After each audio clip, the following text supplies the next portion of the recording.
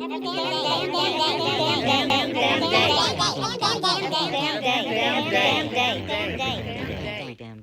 damn day.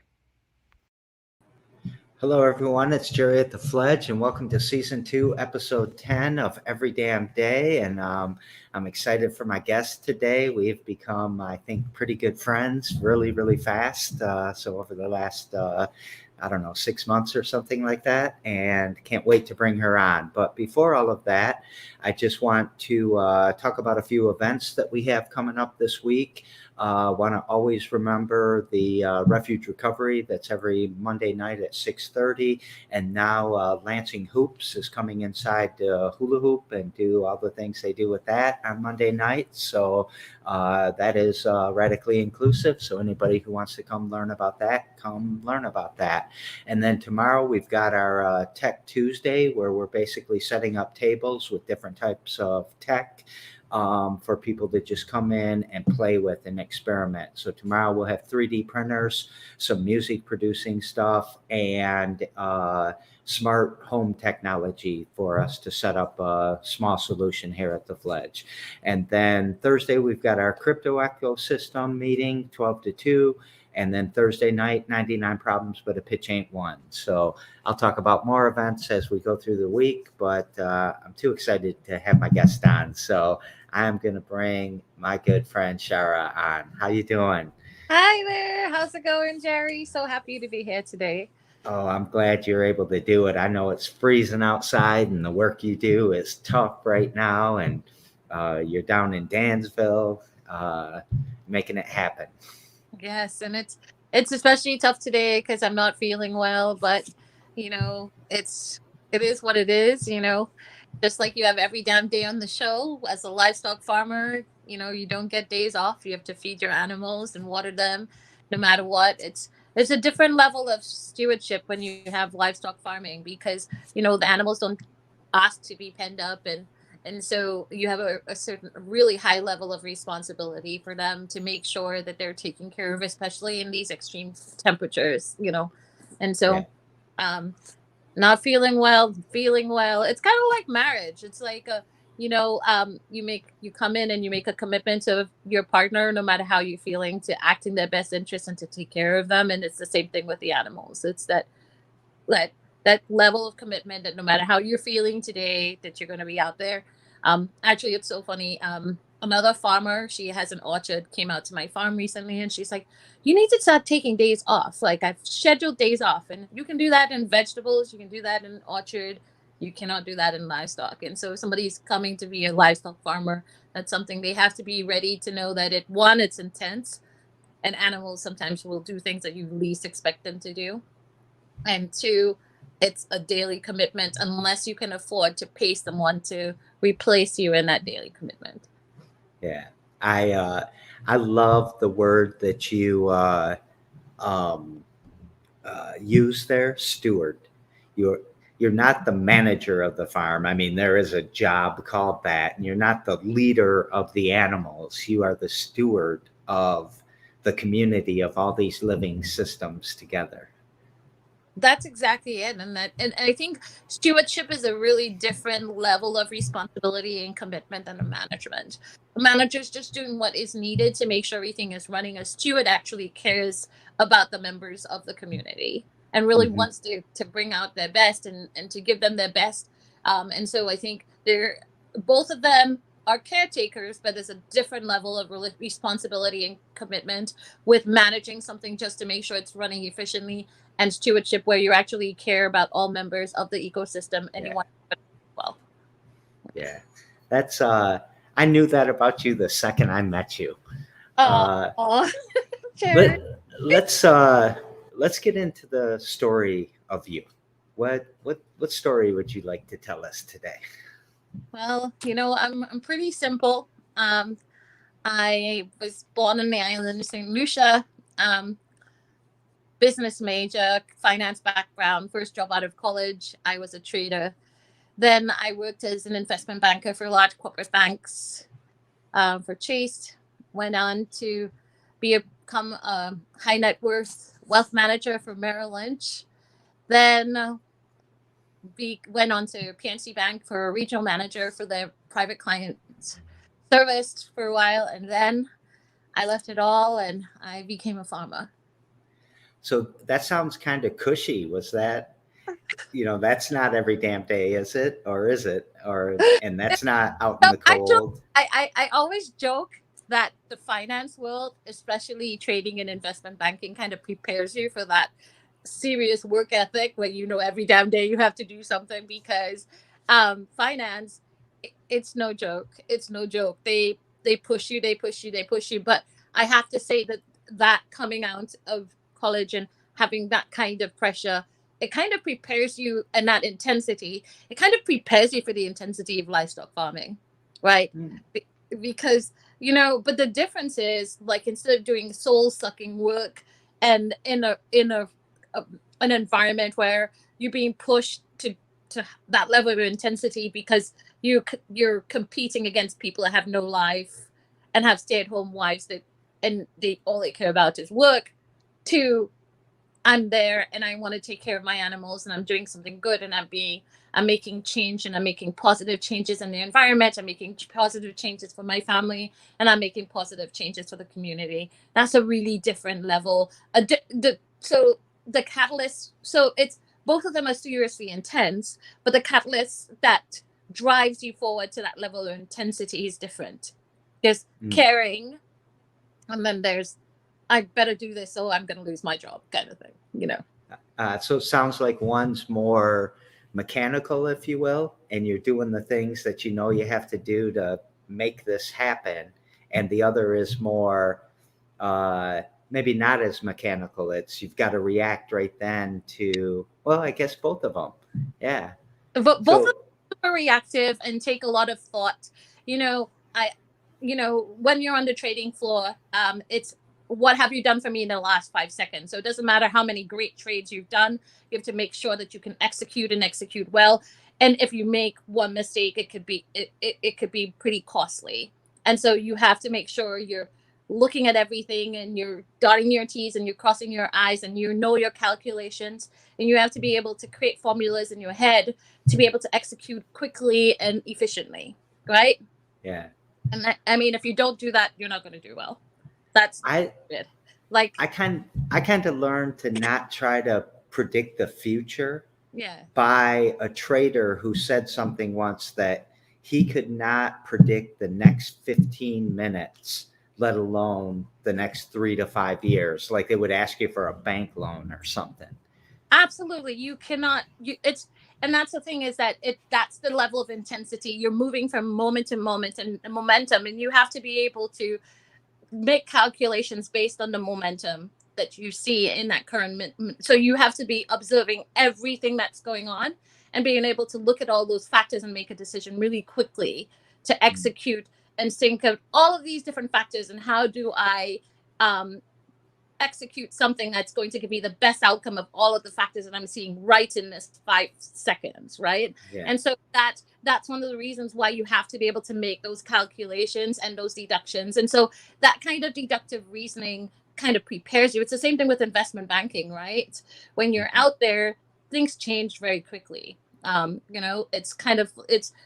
especially like when I was a private wealth manager, I was working for high net worth clients and so accredited investors. So we're doing a lot of work in the commodities market.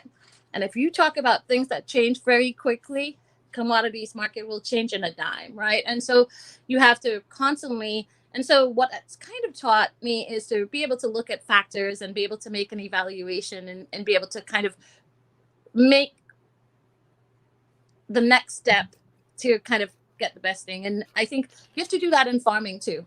At least if you're doing farming, science-based farming, which is the best kind of farming, right? And I think organic farming forces you to do that because you can't be reliant.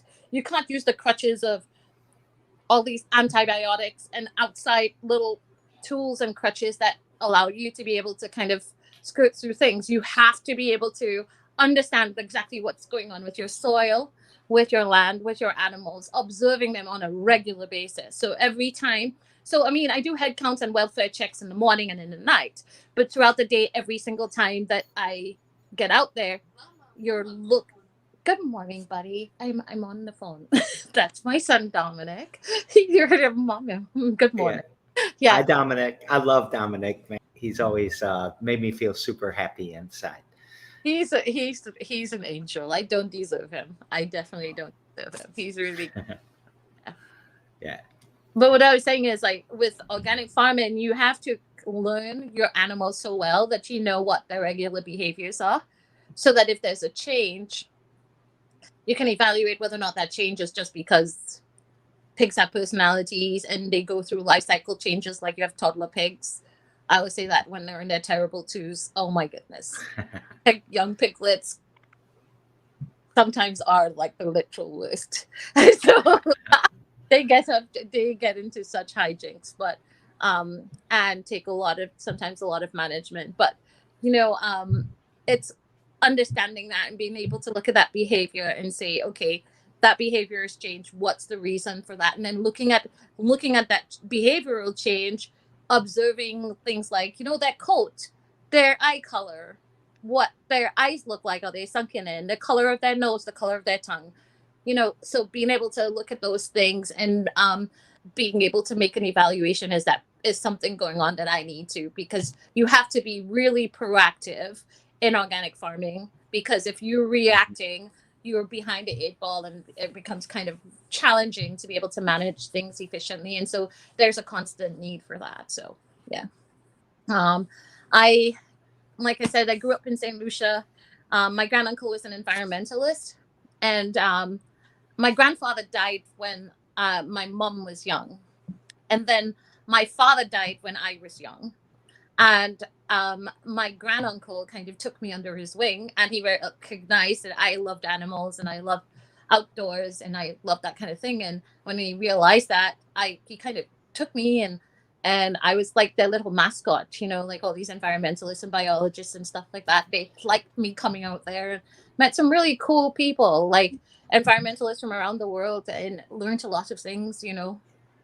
And so, and I wanted to get into that, but my mom was like, they live a semi-nomadic life. They don't really make money. You're good at math. I need you to go to business school.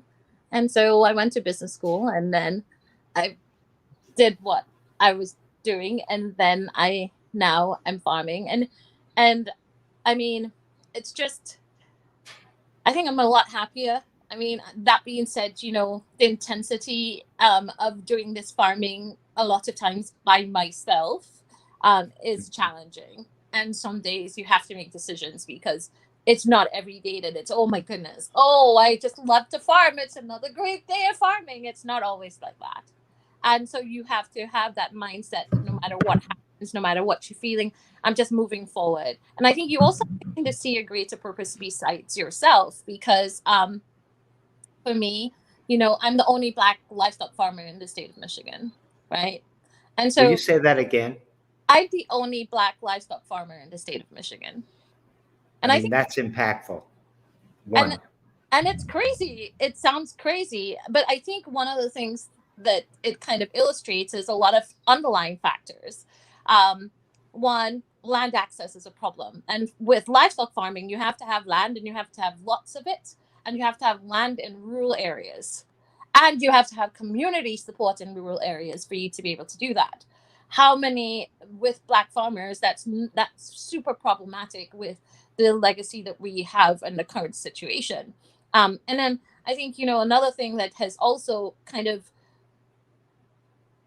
made it farming not as attractive for African Americans is that when you look at that, they were forced into manual labor and doing farming things. So then that they no longer are forced into that, the litmus test for upward mobility for them is the white collar jobs that they were previously denied, right? And so a lot of them don't see farming as that. And so one of the things I want to try to do is make farming sexy again for the African American, right? Because I think that the African Americans care about their food. They want to be empowered through their food systems, but it's just kind of creating those opportunities and making it sexy and attractive for young people so that they can see it as a viable career, right? And that's the big thing. Right. And we've got to knock down a lot of, oh, well, first of all, let me go back to that. I hadn't thought of it that way before, and I'm glad that you expressed it here to me, because you just taught me a ton about the mindset maybe in the farming career, farming path, And whatever. that's just an assumption on my part. I can't speak for every African American, because some of them might say, "Oh, well, you're not American," although I've been a citizen since 2011. But and I've lived in America actually longer than I lived in Saint Lucia, right? Yeah. At this point in time in this juncture in my life, I've lived in the U.S. longer than I lived in Saint Lucia. But I think looking at the experience, and I also even looking at my experience, not because that was a problem for my family, because background wise, I actually have people from both sides of the system in my family, right? Growing up, we had plantation houses in the South that belonged to my family, and lands like that were used. So we had slave owners and slaves, and I think that's the unique thing about it in the Caribbean, is that when you come from the colony, I'm going to tell you, the British didn't really care who you were. They sent black people, they sent white people, they sent Chinese, Indians. Everybody was sent out to the colonies to work. And so we have a shared legacy of slavery that's different than the legacy of slavery. Not to mention, slavery ended like 200 years before it did in the US for us, right? And so when you talk about the fact that we have people whose great grandfather was a slave, that's not the separation between slavery and current times for the Caribbean person is a very, very different experience. And so I don't want to negate that, and I don't want to claim that I know what it is. But I've also been living as a Black person in America, and so I think I've kind of experienced some of those things. And especially living as a Black farmer now in America, it becomes even more apparent. Yeah. And that experience becomes even more intense and intensifies. And so, and then seeing my daughter, it was really something. My daughter's college admissions essay for U of M, actually, she wrote in it her experience as a Black person and in the US, and what it was like to be a Black person, but a Black person whose mom is an immigrant, right? Mm-hmm. And I raised her as a single mom, right? And she said that we didn't necessarily talk about the Black American experience. And in her essay, she says, but she realizes that I didn't really talk about the Black American experience because I was learning and experiencing the Black American experience at the same time that I was raising her, right? And so she talked about that she felt like if she'd had an American mom who had kind of gone through that, the experience and the hurt that she would have experienced coming into a rural area like Mason, because it was kind of very telling, because when we lived in Columbus, she went to St. Andrew's School, and she was one of 2 Black children there. But in her essay, she says that she never even realized the difference between her and the Blackness, because no one ever really brought it up. It wasn't something that was discussed. It wasn't something that she had to ever, because all of the kids, they went to school at the same time.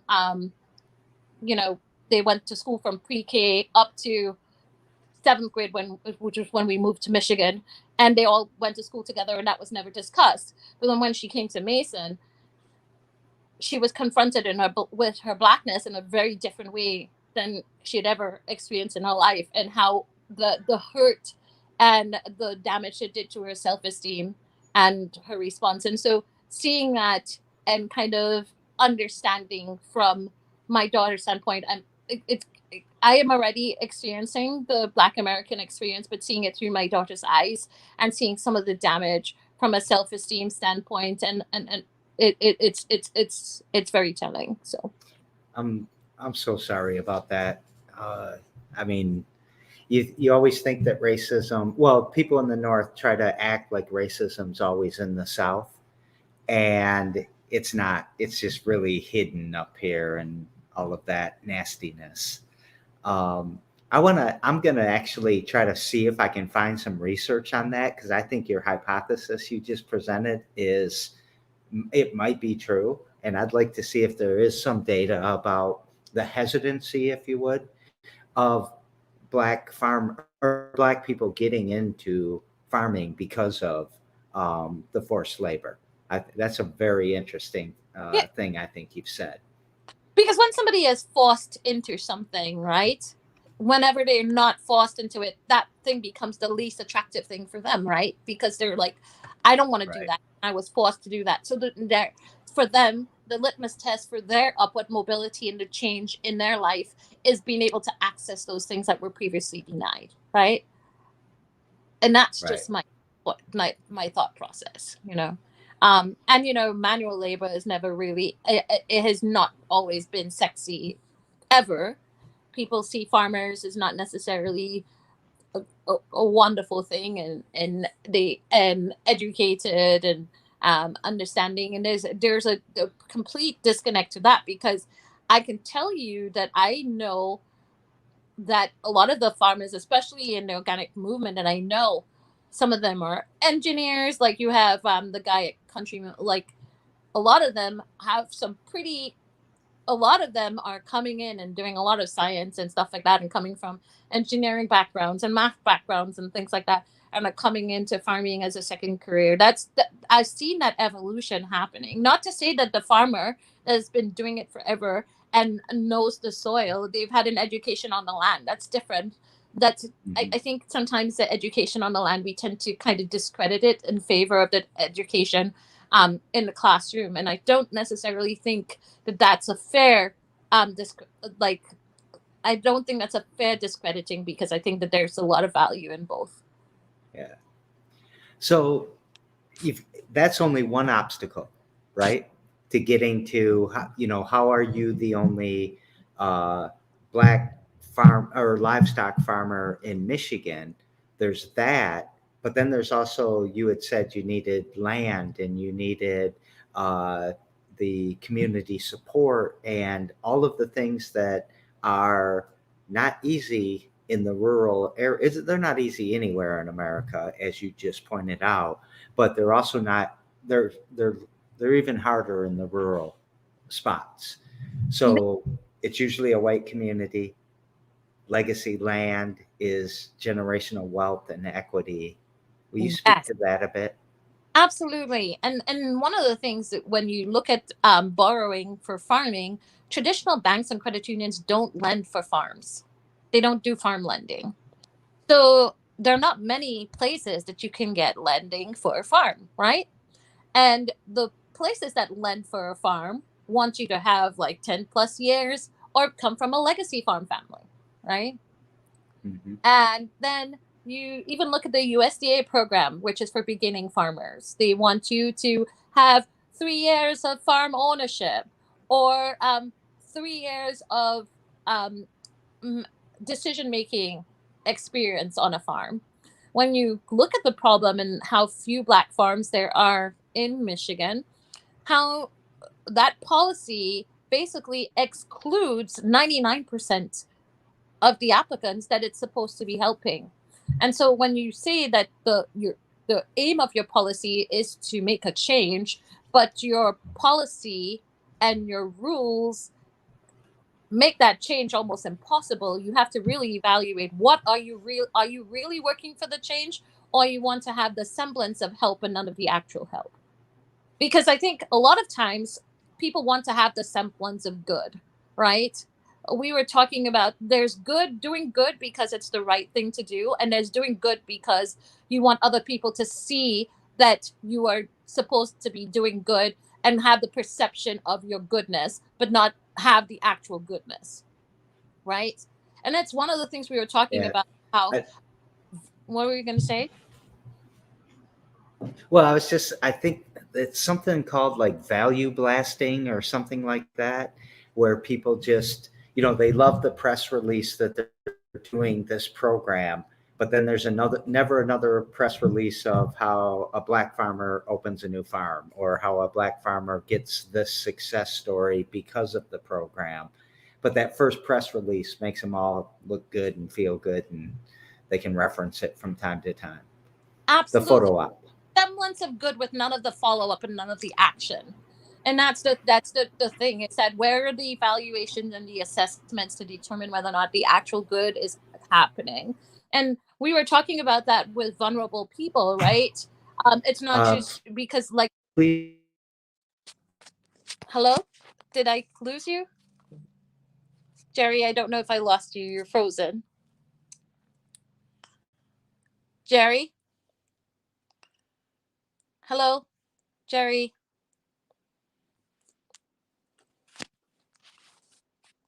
Jerry?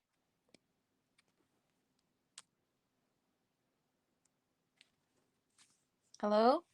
Jerry? Jerry, can you hear me better without my video? Jerry, can you hear me?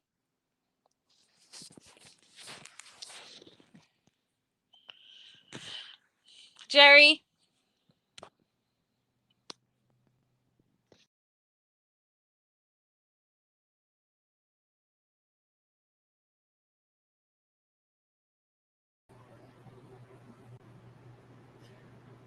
Okay, sorry about that, everyone. I don't know if you can actually still hear me. Here we come. Here we go, back again. Yes. All right, now we're great. And I Now- just wanted to mention that you are in kind of a rural dead spot. This is why Wi-Fi and internet access and technology access is so important to push out into rural areas. So sorry about that, everybody, but now we're back. Go back where you were at. Thank you so much for the patience. I appreciate that. But we were talking about vulnerable people and the whole thing, like, you know, there are many people that prey on vulnerable people. And, you know, and they prey on people that they think don't have the ability to let people know of that badness. So they will, and when they prey on those vulnerable people, they will act good and have all the semblance of good, but with the wrong intentions. But they prey on people whom they don't think have the access or the mouthpiece to be able to say, hey, this has been done to me, right?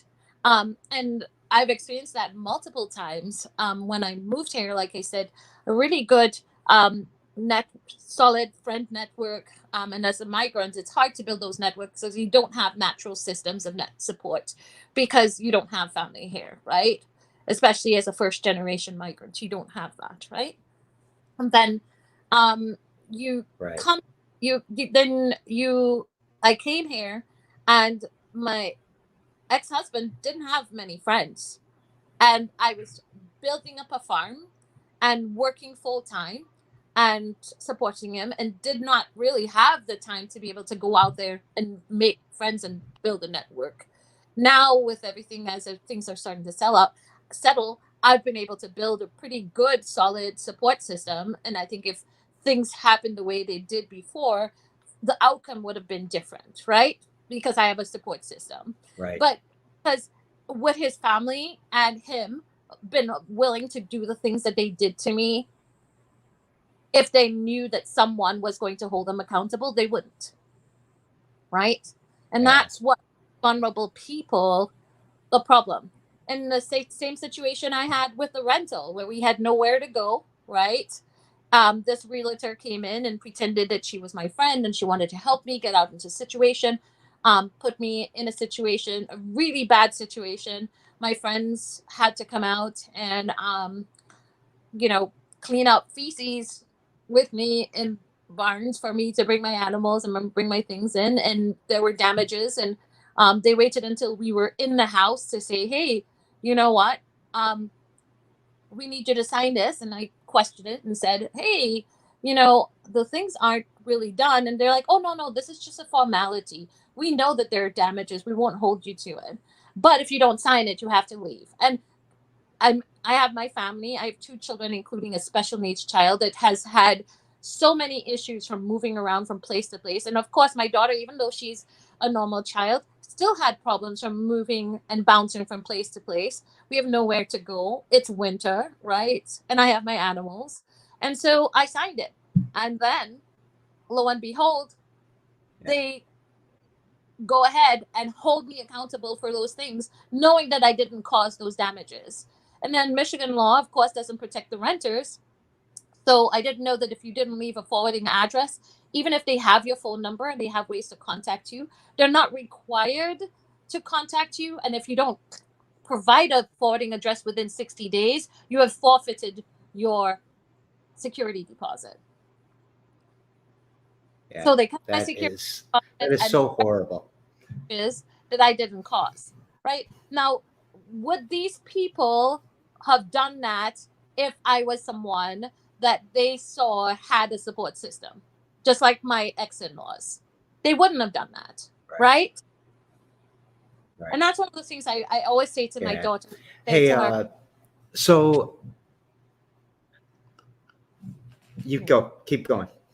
oh no, I was just saying, I always say to my daughter, I don't care who it is that you're interacting with them. I want them to know that you have someone behind you and somebody who's going to talk very loudly, right? Because I never want her to be, and I said, no matter what goes down, I don't care what goes down, I'm going to be. We've got to wrap up. Oh, I'm sorry. Oh yeah, let's wrap up. Yes. Oh, no, that's okay. But I'm glad that you're saying that networking, connection, it's the opposite of everything bad. And the more. So how can we help you? We got to GoFundMe. We'll find that link and put it out underneath the show. I know that for sure. We can support you at any farmers markets right now, or? We're not going to be in the farmers markets until the spring. It's just too cold and bringing, there's too much product loss for us to be able to do it. So we're not really doing that. We can do on-farm appointments, but we, because I work full time, I also have my family and I have to protect my children and our privacy. It's not good for people to just show up and explore in our home. That's not okay. We prefer that you contact us and make arrangements, and we'll be happy to try to accommodate it. But we're always looking for volunteers. We would love to have people come out and help us do things, and that's good. We do need a lot of financial support to get to the next level. That would be great, but just people out there supporting us and sharing our story, and I think showing that we have that backing makes us less vulnerable for people who would do bad things to take advantage of us. All right. So I'm going to get a bunch of links out there and put some of what you just said, and in case people couldn't hear it completely, because the audio might have been going in and out. I'm not quite sure, but I'll listen to it and get that fixed too. Hey, much love to you and what you're doing. Much love to you.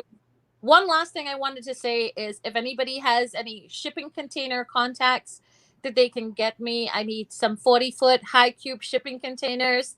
And I need them at a good price. The prices on the market right now are just super ridiculous. If anybody has that contact, please reach out. I'm happy to talk to you and need your help. Thank you. Yeah.